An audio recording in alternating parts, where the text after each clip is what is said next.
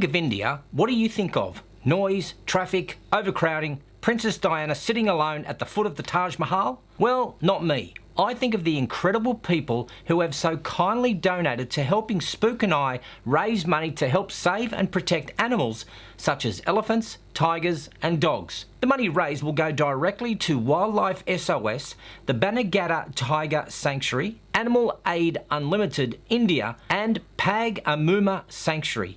Raising these funds would not have been made possible if it wasn't for the generous support of you good people to help us along the way. I think if every person who watches this donates $5, we could quite easily reach our target of $50,000. Of course, my knucklehead buddy and I will have some crazy times. I mean, it's just him and I, alone, travelling 3,500 kilometres from the north of India to the south, in a rickshaw.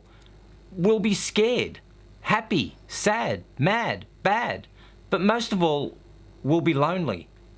Sorry, I'm getting carried away. Now, of course, if you donate and you would like to challenge us to anything legal, we are up for it. Go on, give us something to do while we take turns driving this engineering mishap across this beautiful continent. There are lots of ways that you can follow us in the virtual world. We've also been very busy. Well, Spook has, setting up a Second to None Facebook page, a Second to None website, and of course a Second to None Instagram page. But if you want the first-hand scoop and the behind-the-scenes stories, I would head over to Facebook and the website. All the links are in the description. Of course, there are people who would love to support us financially but are unable. The best gift that you can give us in support for our cause is to share the shit out of this on our Facebook page. Oh, and don't worry, while we're over there, we will have a lot of shit to share. See what I did there? It's not long now. At the time of this video release, we are leaving in 11 days, on the 6th of April. I have so many stories to publish, and I'll have to take a break from the usual commentary for the next 6 weeks. We will of course be uploading right here 2 to 3 times a week when we get the chance. Oh, and one final thing. Enough of the comments about Spook being so hot. I get trolled, he gets love. Keep your comments to yourself. I've seen him naked.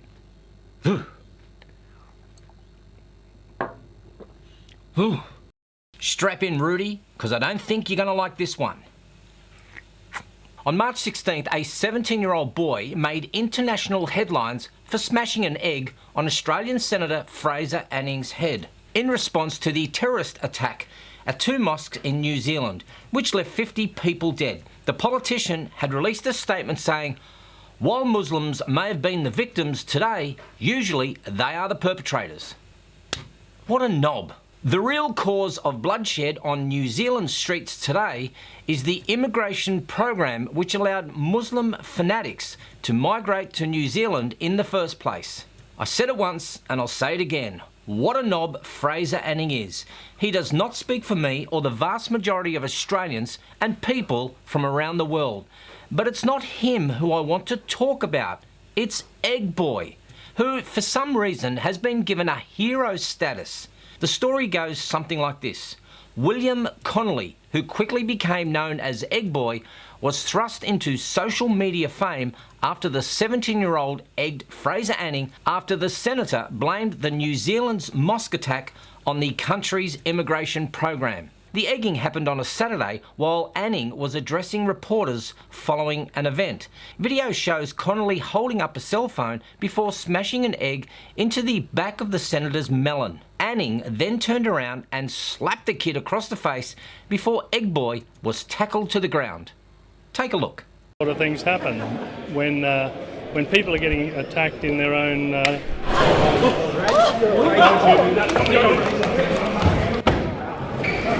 lot of things happen when people are getting attacked in their own...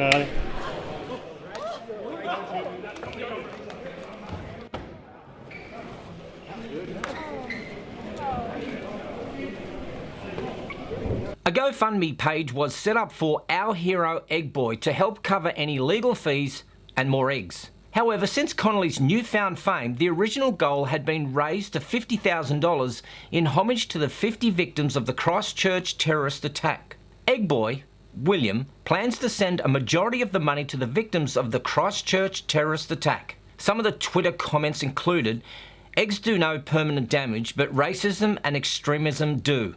"This guy is a hero," reads another. "My sincere condolences to everyone affected by this act of terrorism in Christchurch." "The boy stood against hate and bigotry," another chimed in. "God bless him." However, I am not a big fan of EGGBOY.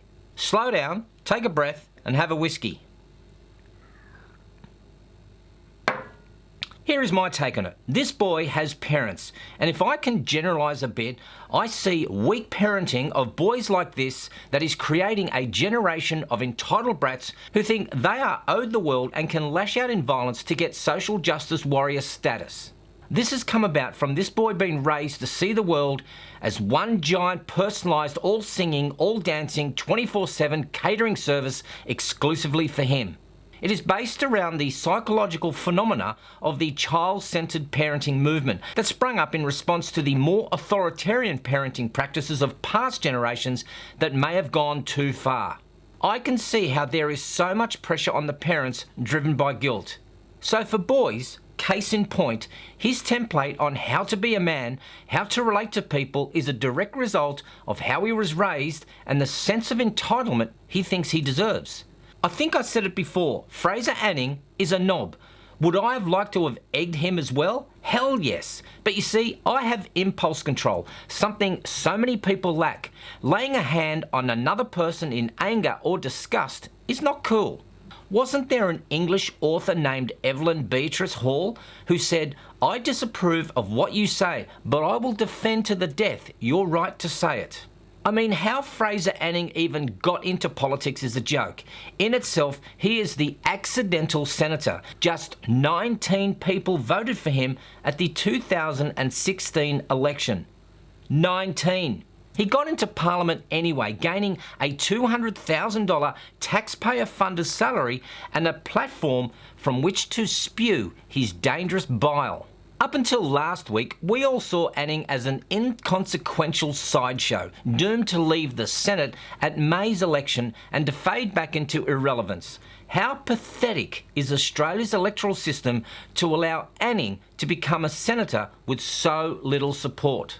You'll have people like Sydney Watson, Katie Hopkins, Milo Yiannopoulos, Ben Shapiro, Avi Yemeni all get shut down and slammed for simply sprouting facts. But this scumbag makes a disgusting remark that could incite further attacks and retribution, and he still continues to go to work every day having you good Australians pay for this insipid character. What EGGBOY has done is pave the way for other young boys to act in the same way, thinking that they will receive the same notoriety, fame and funds. Boys are struggling enough as it is, and they don't need the added pressure on how to become insta-famous.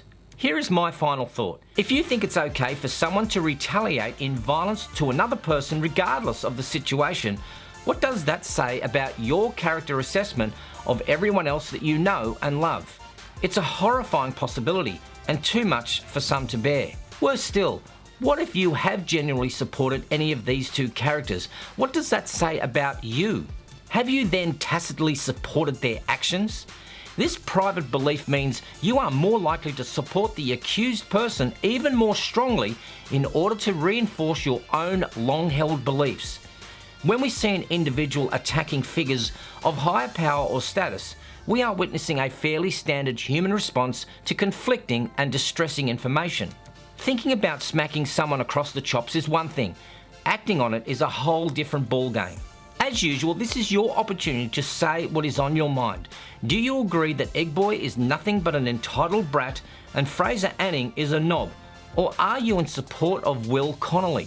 Whatever you say, I might not agree with you, but you have the right to say it. Like, troll, upvote, downvote, delete, share, but comment and have your say.